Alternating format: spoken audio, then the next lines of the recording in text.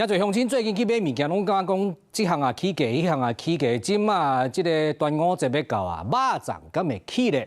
來看啊，這老店吼真有良心啊！彰化縣福興鄉即個控肉粽吼，一檔攏會當銷差不多10萬粒，實在啊包裝成本啊攏起5成。不過呢，鄉公所今年是決定吸收成本啊，來互鄉親繼續用原價75塊來買。另外，閣一個30年的老店賣肉粽的，今年介紹嘛是由原凍佇60塊。不過啊，這對翁仔某因講年歲啊大，今年賣完了啊，就愛退休啊。都吹好肉粽，直直咧清煙，內底有控肉、土豆、辣子、甲香菇等等各種啊，一吹加落有夠完整，非常的飽滿，非常的蔬菜。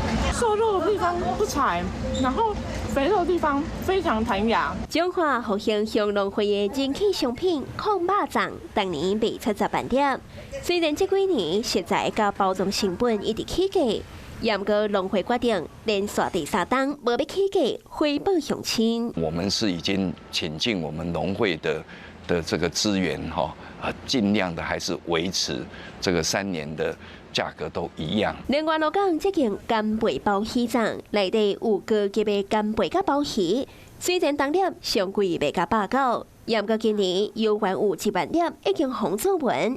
頭家講，今年同款無要起價，也不過每年恐驚就擋袂掉咯。就是賺一個客人的流量跟客人的回購率這樣，但是在明年就是一定會漲價。